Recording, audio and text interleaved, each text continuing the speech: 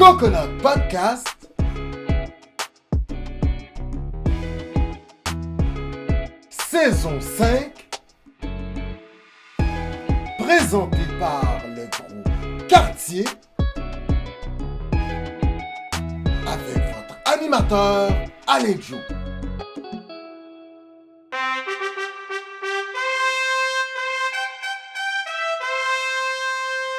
Mesdames, Messieurs, bonjour, Koué. Écoutez, en ce mois de l'histoire des Noirs, Coconut Podcast réitère encore une fois avec un invité de marque, messieurs, dames. Alors là, je ne peux pas vous dire si vous ne le connaissiez pas, car il est connu d'à travers la province et je vous dirais de plus en plus à travers la francophonie, messieurs, dames. Nous avons l'immense plaisir de recevoir en quelque sorte pour Coconut Podcast un grand frère. Il s'agit d'un modèle qui trace la route pour tous les gens issus de la diversité et surtout des communautés noires, messieurs, dames. C'est avec une grande joie que nous recevons le fondateur, oui, et directeur général d'un des médias, mais je vous dirais de référence au Québec aujourd'hui en 2023 pour l'ensemble de la communauté journalistique. Messieurs, dames, sans ne plus tarder, accueillons à Coconut Podcast, je dis bien, alors là, messieurs, dames, oui, nous avons avec nous au podcast numéro 1 de la diversité. Je fais aller le suspense. Eh bien oui, accueillons Cyril Ekwala.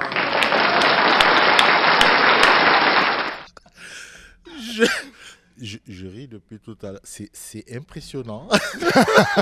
My God, c'est toi qui me dis ça, non, Cyril. Non, c'est impressionnant. Je me dis, est-ce que je vais être à la hauteur de cette introduction? Ah oui, non. Oh là là je là me disais, là mais là il là. parle de qui? Non, je suis vraiment très content d'être là. Ouais, franchement. Je connais, évidemment, je connais, on va pas faire semblant, je connais Coconut Podcast, ouais. que je suis, mais cette intro, c'est magique. Ben, c'est peut-être comme ça qu'on met nos invités dans notre poche. Ouais. Écoute, Cyril, pour le travail que tu as fait, on va apprendre à te connaître, on va faire part de tes faits d'armes, faits saillants, du moins que Coconut ont pu relever. Cette introduction, vraiment, elle est très peu.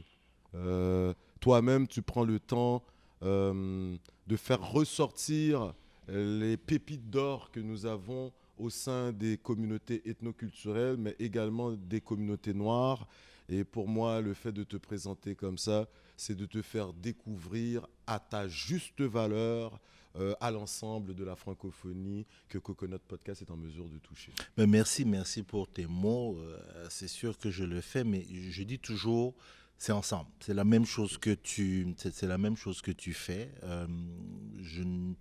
Je n'ai pas pour habitude de vouloir me sortir du lot. J'ai cette phrase que j'utilise souvent. Je dis que nous n'avons pas encore, en tant que communauté noire au Québec particulièrement, nous n'avons pas encore le luxe.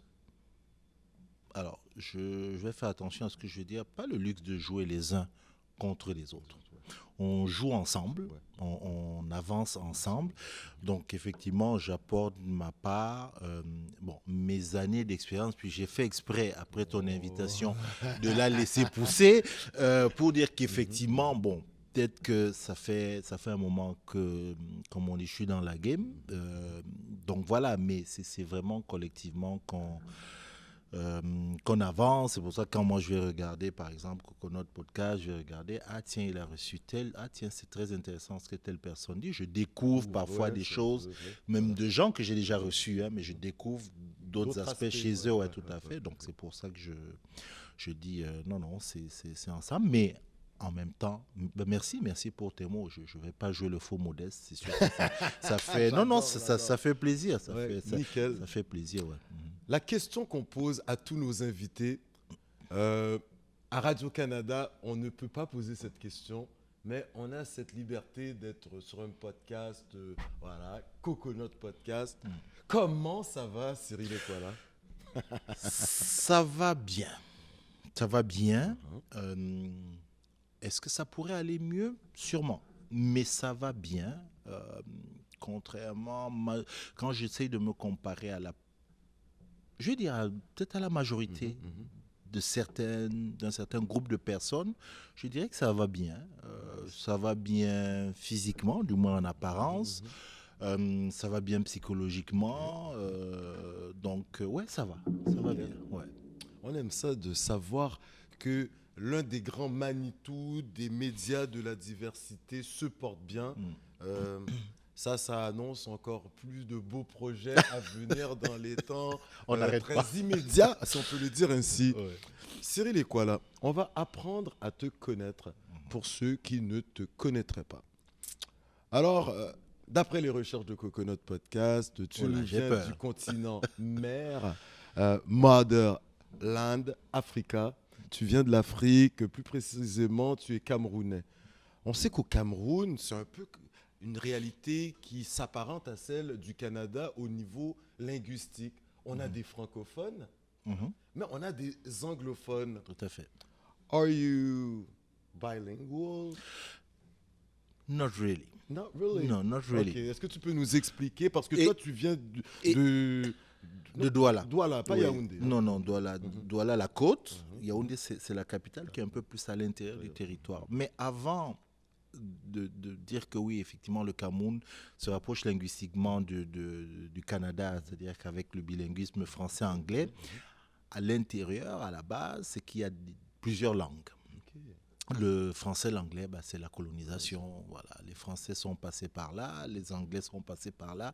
Ils nous ont laissé ça en héritage. Mais il y a plusieurs langues, voire même beaucoup. Le Cameroun a la particularité d'être le pays africain où on retrouve dans un espace d'à peu près 475 000 carrés. Là, je ne connais pas bien les pieds carrés malgré mes années d'existence au Canada. Mais grosso modo, on parle à peu près, je vais m'arrêter à entre 200 et 230 tribus, donc langues plus ou moins différentes. OK? Maintenant, il y a le français et l'anglais. Le français, contrairement au Canada, là-bas, le français est majoritaire. Oui, à peu près 80, un bon 80, voire même plus. Il y avait des échauffourées entre ces populations là, assez récemment.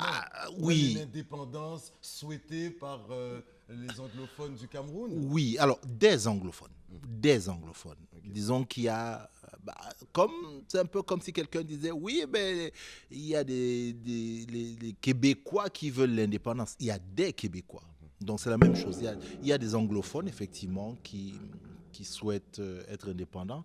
Ça ne date pas d'aujourd'hui. Ça fait très longtemps parce que c'était une partie qui avait été annexée. Alors il y a eu une bataille, je ne vais pas remonter loin dans l'histoire, mais entre le Nigeria, qui est frontalier au Cameroun, et voilà. Donc, il y a eu ça, et puis, là, depuis un moment, 6-7 ans à peu près, c'est remonté à la surface. Donc, il y a justement des séparatistes, comme on les appelle, qui sont montés. Donc, ça les oppose à l'armée. Dit vite fait comme ça, c'est quand même dramatique parce qu'il y a des morts, il y a des populations déplacées. Et c'est dommage pour ce pays-là. Ouais. C'est dommage pour ce pays que nous avons, comme on dit, tatoué en nous. C'est un peu dommage. Tatoué sur le cœur, oui, tout à fait. Par la suite, Cyril, on sent que toi, tu es un friand de nouvelles cultures, de découvertes.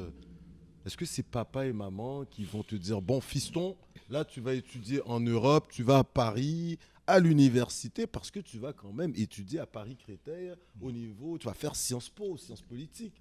Est-ce que c'est tes parents ou c'est toi, en regardant des documentaires, en regardant les Guignols, tu t'es dit, ouais, moi j'aimerais aller en France, j'aimerais vivre à Paris et même y étudier. Ouais, comment tu as pris cette décision? Qu'est-ce qui t'a amené sur Paname Non, je suis allé sur Paname parce que, comme j'ai dit, une dulcinée? Non, même pas.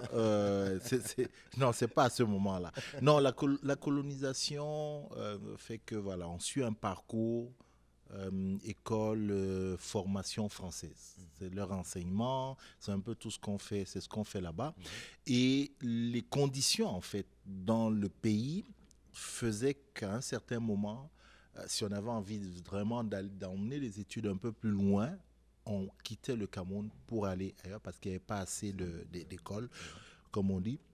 Et donc, c'est ce qui m'a amené en France pour continuer mes études, ce qui est le lot de beaucoup de Camerounais, pour dire la vérité. Hein. Alors, les anglophones, ils vont aller peut-être du côté de Londres ou alors des États-Unis, comme on voit de plus en plus. Les Camerounais, c'était beaucoup la France, jusqu'à une certaine époque. Et quand tu annonces à tes parents, à la famille, Que je veux aller. Non, pars, c'est ouais. même pas moi qui leur annonce c'est eux qui me font partir. En fait, c'est ça. C'est parce qu'à un moment donné, Ouais. on bloque là. Donc, les enfants, les parents, on va faire partir nos enfants en France, en Belgique. Voilà, c'est ces pays-là. Donc, c'est comme ça que j'y vais. Alors, le journalisme, c'est pas là-bas que je le découvre, c'est au Cameroun que je le découvre. Et la personne, en fait, qui, moi, Ok, intéressant. non, la personne qui me fait aimer le journalisme est une personne qui vit au Canada et qui n'est autre que, beaucoup de Québécois ne le savent pas, mais c'est le conjoint de la sénatrice Amina Gerba. Ah, ok. Ouais. C'est lui qui, avant que son épouse et lui décident de venir au Cameroun, c'est quelqu'un qui travaillait à la radio, il était journaliste au Cameroun, et c'est sa voix en fait. Il n'y avait pas de télévision, Ok, ok. lui c'était un homme de radio. Tu t'es reconnu dans sa voix parce qu'on sent que tu as une basse dans ta voix. Tu C'est- as cette voix radiophonique là. Ouais, tu t'es Non, reconnu. c'était juste de l'écouter Ok. et de l'écouter parler du monde, de l'écouter, c'est juste ça. Qui m'a donné le goût. C'est M. Gerba Malam. Ok, d'accord. Voilà, ok. c'est ça. Et c'est lui qui m'a fait aimer ce métier. Et j'ai dit, voilà ce que j'ai envie de faire. Parler à la radio. De quoi, j'en sais rien, mais je veux parler à la radio.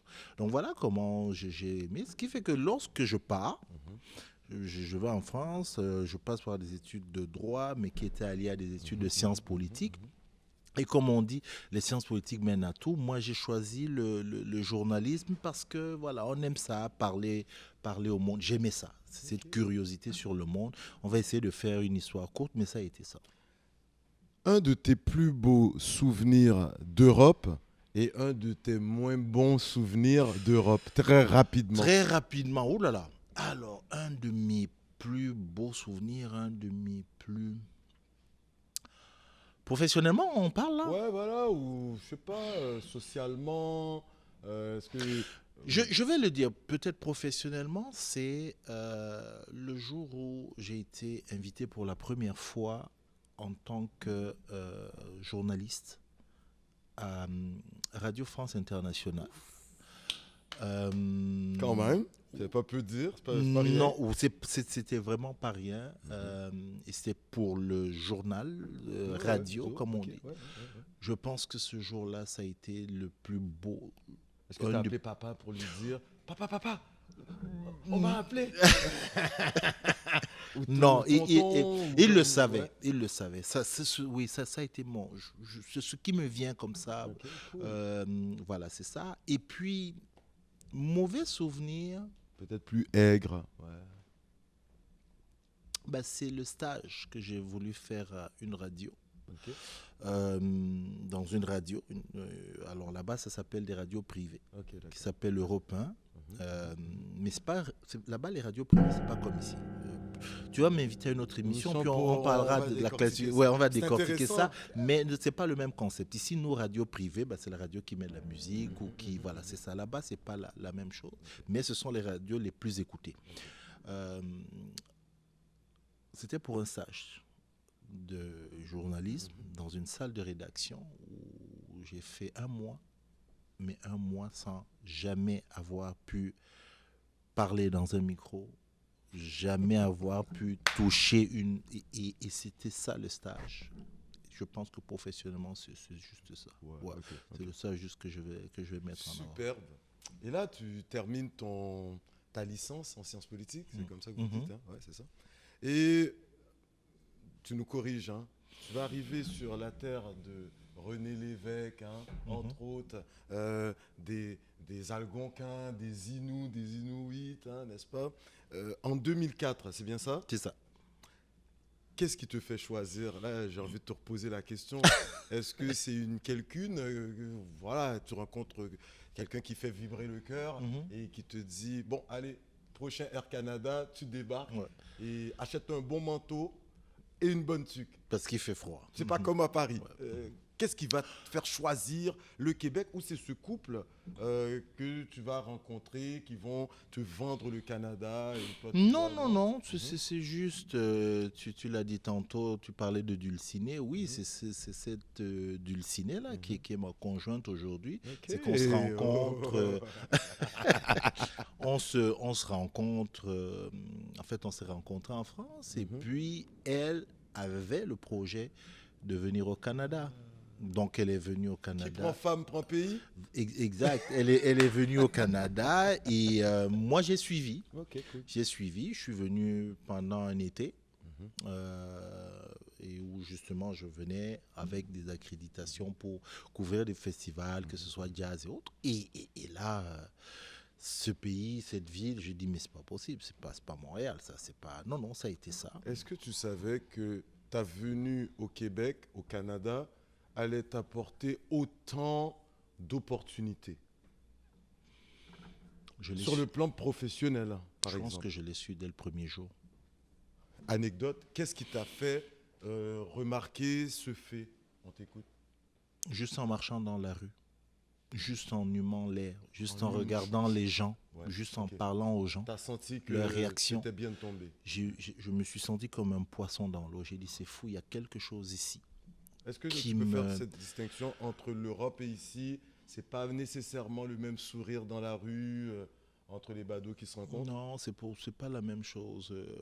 Moi, ça m'amuse quand on dit qu'ici, les gens vivent... je parle de Montréal. Mhm. Ça m'amuse. Quand les gens disent qu'on vit en ghetto, je dis, je suis pas sûr. Parce qu'il y a d'autres endroits Parce qu'il que... y a d'autres endroits, et je pense à l'Europe notamment, où, voilà, quand on parle de mixité, ça n'a rien à voir avec ce que nous vivons ici. Montréal est une ville cosmopolite, Montréal est une ville multiculturelle, Montréal est une ville monde. Et quand des gens, parfois, je les entends dire ah, Paris, qui est la plus grande ville, ça, c'est des images d'Épinal, ça. C'est pas... les gens ne vivent pas. Évidemment, depuis que je suis ici, il y a quelques vois, paris, hein. il y a Ouais, ouais. je vois des choses. Peut-être qu'il y a des gens qui vont pas être d'accord avec moi, ça, c'est leur point de vue. Mais il est évident que je n'aurais jamais fait ce que je fais aujourd'hui si j'étais resté là-bas. Excellent. Et lorsque tu arrives ici, vite fait, tu as déjà ce bagage journalistique, tu es ferré, tu connais la chose politique quand même, tu as étudié là-dedans, assurément tu en parles avec les tontons, les tatis constamment. Vous parlez beaucoup de politique là, en Afrique. Là. Ça, je trouve ça intéressant quand même. Là. À l'intérieur de la famille, souvent. Le fait d'accéder à ces grandes, ces grandes télévisions, ces grandes chaînes, Radio-Canada entre autres, tu vas y travailler quand même, tu me corriges là, mais plusieurs années, là, en tant que recherchiste, animateur, co-animateur, tu vas un peu tourner dans toute la patente, la boîte. Pour quelqu'un qui vient d'arriver au Québec, oui, tu as quand même fait ses spécialisations au HEC en gestion, mais est-ce que c'est ta personne? Est-ce que c'est ta discipline? Qu'est-ce qui a fait en sorte que direct arrivé en Amérique, tu vas accéder à Radio-Canada? Est-ce que c'est ton passage à RFI qui les a carrément... pas RFI, ouais, c'est ça? Tu as tellement lu. Je redoute, il y a des choses qui sortent qui me surprennent. Radio-Canada vient après. Ok. Mais la maison média qui m'accueille, c'est Radio Centre-Ville. Ouais, mais c'est ça, tu vas être à la Oui, programmation. c'est Radio Ouais, Centre-Ville. ouais. Et Je pensais que aujourd'hui... t'avais fait Radio-Can et après Radio Centre-Ville. Non, j'ai fait Radio Centre-Ville où ouais. j'ai rencontré plein de monde. Je me rappelle encore Will, il avait encore des dreads à Ronnie B. l'époque. Ronnie D, je l'ai connu après, mais ouais. Kéti Antoine, Ok, voilà, ok, c'est des ok. gens, voilà, Ouais, c'est là, ouais. c'est Radio Centre-Ville. Et qui m'a permis de voir ce Montréal multiculturel dont on parlait, parce que Radio Centre-Ville, c'est la On radio est sur Saint-Laurent. on Là. est sur Saint-Laurent, mais Ouais. à l'intérieur de la radio, mais c'est une micro-société. On y trouve toutes les cultures, et là, j'apprends à connaître ces gens-là. Et c'est là que je fais tout, grosso modo, c'est là que j'apprends. C'est là que je commence à, ok, il y a un tel, voici comment ça fonctionne. C'est à l'intérieur de Radio Centre-Ville. Donc quand j'arrive à Radio-Canada, j'arrive... Donc, Radio après, Centre-Ville, c'était une bonne école. je ne sais pas comment ça tourne aujourd'hui, mais pour moi, là on parle d'année, j'arrive en 2004, je vais donc quasiment jusqu'en 2010. Pour moi, c'était la meilleure école. Ok, super. Après, aujourd'hui, je ne sais pas ce que ça donne, mais c'est la meilleure école. Radio-Canada, je rentre, mais je suis à Radio-Canada, oui, je fais de la recherche. À l'époque, je rentre directement dans l'émission de Michel Desautels. C'était ce qui est aujourd'hui le 15-18, pour ceux qui écoutent un peu la radio. C'était cette émission-là, Affaires publiques. Et bien, je plonge dans quelque chose que j'adore, les affaires publiques. Puis, tu dois le savoir, on ne peut pas faire ce métier si, moi je mets toujours deux préalables. Si vous n'êtes pas quelqu'un de curieux dans la vie, ça c'est la première des choses. Être curieux, mais par curieux, c'est ouvert d'esprit. La deuxième des choses, c'est il faut aimer les gens. Si vous n'aimez pas les gens, vous ne pouvez pas faire ce métier. C'est clair. C'est vraiment ce que je mets d'abord en avant. La curiosité, ouverture d'esprit et aimer les gens. Et ça, moi, c'est peut-être ce qui m'a permis de naviguer un peu là-dedans. Donc, j'arrive à Radio-Canada pour rapidement, oui, je fais la recherche. Après, on m'envoie à la salle des nouvelles, où là, je fais du reportage terrain. Mais c'était plus du reportage pour le journal, hein, pas du reportage de magazine. C'est-à-dire que, pour ceux qui nous regardent, on va peut-être inspirer des gens, le reportage journal, c'est du 2-3 minutes que vous devez faire. Alors que tes magazines, vous pouvez aller jusqu'à 6-8 minutes de reportage. En radio, moi, Radio-Canada, ça a toujours été la radio. J'ai jamais fait de télévision. Non, j'ai jamais fait de télévision. Donc après la première chaîne, quand je quitte ici première, voilà, je vais à Radio-Canada International. Voilà. Où là, effectivement, on est beaucoup plus dans des reportages longs. Et c'est de là, grosso modo, même que va naître la suite, en fait. Ouais, exactement. Parce que très rapidement, et c'est à ce moment que, en tout cas, toute la diversité va vraiment prendre conscience de ta présence et du travail que tu fais, qui deviendra vite incontournable.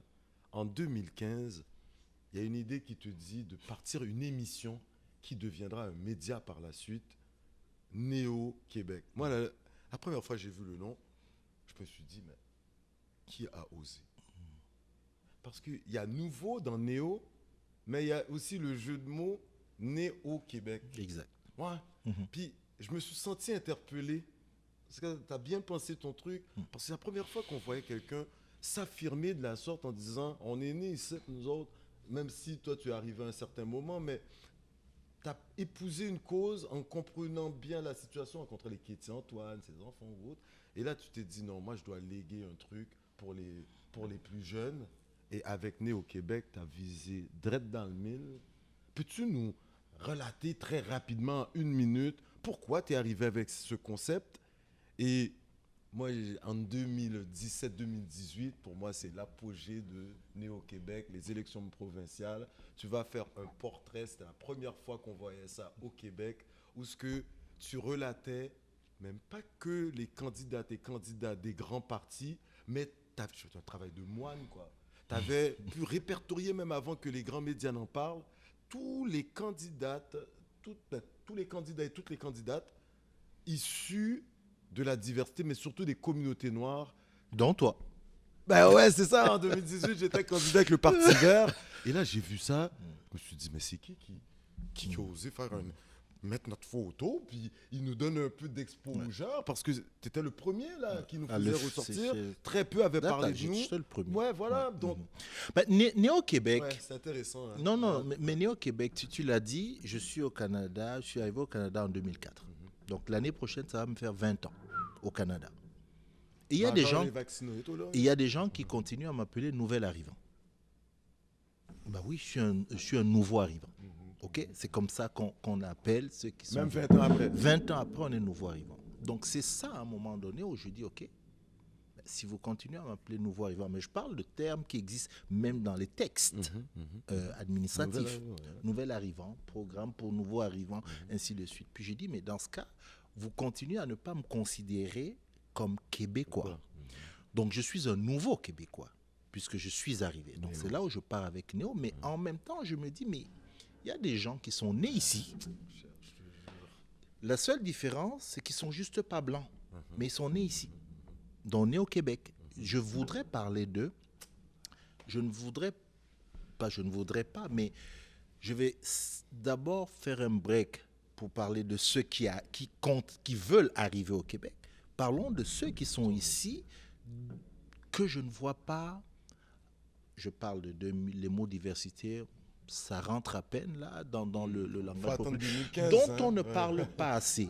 Et voilà tout simplement comment ça part. Puis je dis, bah tiens, Néo-Québec. Mais alors, c'est pas une idée de génie parce que mes lectures m'ont amené après à découvrir que il y a un homme politique qui a utilisé cette expression il y a très longtemps et comme par hasard, c'était René Lévesque. Chef du Parti québécois, Bon, écoute. qui s'adressant aux communautés grecques, avait dit les néo-québécois. Puis j'ai dit, ok. Mais on l'a retrouvé ça dans le... Voilà. Donc c'est pas vraiment, je rassure tout le monde, c'est pas vraiment l'idée de... Quoique, hein, ça fait plaisir que tu dises que ça vient de moi. Voilà. Et puis voilà quoi. Donc c'est vraiment aussi, ça. Il a été journaliste. Hein. Oui, tout à fait. Ouais. Et donc c'est vraiment ça qui m'amène après. L'idée, c'est de dire, je veux parler de ces gens qui sont ici, qui font partie de ce Tu te rappelles pays. de ta première entrevue avec à Néo-Québec, à l'émission Néo-Québec. Oh, ça c'est cool, ça. On te laisse réfléchir. Si tu poses la question, c'est que tu sais sûrement. Mais... Oh là là, je sais pas. Ah, c'est une colle. Okay. C'est une colle. Je me demande si c'est pas Dorothy Alexandre. Ben, j'allais dire qu'Étienne Antoine, un peu dans le même sillage. Je pense que c'était, si Dorothy, je me trompe pas, je pense que c'était Dorothy Alexandre. Okay, non, mais donc voilà un peu comment j'y vais. Puis je dis, mais on veut qu'il soit inséré, on veut que ces néo-québécoises et néo-québécoises, que ces personnes soient insérées dans la société. C'est ça un peu l'objectif. Donc, qu'est-ce qu'on va faire? Il y a la politique, mais mettons-les en avant parce qu'on ne les voit pas. C'est parti là. Cyril, on va devoir te réinviter, ça c'est sûr. Pour terminer, tu as travaillé à Radio Cannes, tu as parti ton média et tu vois qu'il y a de plus en plus de petits qui te suivent, entre autres Coconut Podcast, sur la voie que tu avais tracée. Quelles sont les perspectives d'avenir pour les Québécois, pour les néo-Québécois dans l'industrie médiatique? On aimerait t'entendre avec ta lecture de grand frère, avec toute l'expérience que tu as. Oh, j'y crois beaucoup. J'y crois beaucoup. Et ça se voit. Ça se voit. Je sais qu'il y a des gens pour lesquels ça ne va pas assez vite. Mais je peux garantir aux gens, il suffit de regarder avec lucidité. Prenons juste 2010 à aujourd'hui 2022, ce que je vois dans ce que j'appelle le paysage médiatique québécois, ça change. Ça ne va peut-être pas assez vite, mais ça change énormément. Aujourd'hui, on n'a plus besoin d'être dans ce qu'on appelle les gros médias, parce qu'il y a les YouTube de ce monde, il y a des podcasts qui se font. Vous avez la possibilité de faire ce métier, mais à une condition. Et là, je sais, ça va encore faire l'espèce de vieux ringard, mais une condition. Soyez sérieux et respectez ce métier. Prenez les bases de ce métier. C'est pas parce qu'on est seul dans sa chambre avec son YouTube ou son téléphone.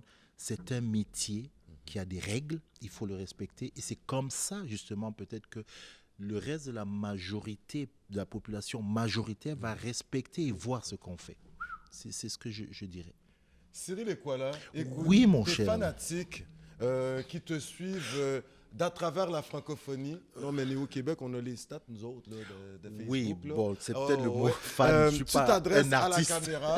Tu t'adresses à la caméra et si tu avais quelques bons mots à leur dire, surtout ceux qui aimeraient se lancer dans cette aventure des médias traditionnels ou moins. Ils t'écoutent. Je vais dire ce que je viens de te dire, c'est que pour moi, c'est le plus beau métier du monde. Je vais me répéter, mais c'est parce que c'est ça. Il faut être curieux, il faut aimer les gens pour faire ce métier. Et surtout, il faut le respecter parce qu'on s'adresse à des gens, mais aussi à des gens qu'on invite et il faut les respecter. Grosso modo, c'est ce que je vais vous dire. Puis, le Québec a besoin de vous, donc venez. Cyril Ekwala, écoute, toute une entrevue. Je pense qu'on va en faire une quasiment à chaque saison avec toi. On n'a pas le choix parce qu'on apprend énormément. Les gens vont se lasser. Et Non, il y a plein de non, gens. on va faire d'autres formules. On a d'autres plateaux là sur le studio là, auxquels on va les utiliser. Écoute, Coconut Podcast, on a eu cette chance de nous promener à travers la nation québécoise. Félicitations pour ton prix. Le prix du Québec contre le racisme, c'était la première édition. Ouais. Et j'ai été très heureux de voir, quand j'ai eu les résultats, qu'au niveau des personnes, c'est Coconut Podcast qui avait eu ce prix-là. Je profite, je le dis devant ceux qui te regardent, je dis félicitations. Merci. C'est un prix qui a été mis, justement, qui fait partie de cette grande stratégie de lutte contre le racisme qui a été mise par le gouvernement actuel, dont je ne partage pas toutes les idées, ça c'est un détail, mais quand c'est bon, il faut le dire. Et ça en fait partie. Et tu as eu ce prix, je te dis félicitations. Merci. Et écoute, en nous promenant à travers le Québec, on a été à la rencontre de nos frères et sœurs des Premières Nations. Alors, on s'est rendu voir nos frères et sœurs sur la côte nord. En langue Innu, ils nous disent « Chinash Kumitin ». Tu veux essayer? Non, s'il te plaît. Par la suite, 2 fois, tu vas me répéter on s'est ça rendu plus tard. Ouais. voir nos frères et sœurs dans la région de Québec, Loretteville. On a rencontré nos frères et sœurs Huron-Wendat. En langue Wendat, ils nous disent « Téawek ». Par la suite, on a pris nos ch'clacs, nous autres, avec Coconut Podcast. On s'est rendu dans le centre du Québec, à Odanak, pas loin de Drummondville, Victoriaville. Et là, en langue Abénaki, nos frères et sœurs nous disent « Oh, Léone ». Coconut Podcast, vous savez, on aime ça se promener. On a été en Abitibi. Et là, en langue algonquine, on vous dit miigwech. Et pour terminer, on est dans la région de Montréal et nos frères et sœurs des Premières Nations nous disent Niawen. Et moi, je suis d'origine haïtienne. Je sais que tu comprends le créole après 20 ans sur Montréal. Merci en pile, Cyril, ou son modèle pour communauté 1. Et je te jure, si Coconut Podcast, on est là, c'est entre autres dû à toi. Je te dis merci en pile, mais je termine avec merci dans ma langue natale qui est le Douala. Et je te dis Nassom. Nassom. Nassom. Nassom, merci. Merci. Messieurs, dames, oui, nous étions avec ce grand Manitou des médias de la diversité. Franchement, Coconut Podcast, on apprend énormément de lui. Je vous invite à le suivre sur toutes les pages Internet, là, un peu. Né au Québec, vous allez faire des découvertes incroyables. Si Coconut existe, c'est dû à Né au Québec. Sur ce, messieurs, dames, comme j'aime bien le dire, on se revoit pour une prochaine émission sur les ondes de Coconut Podcast.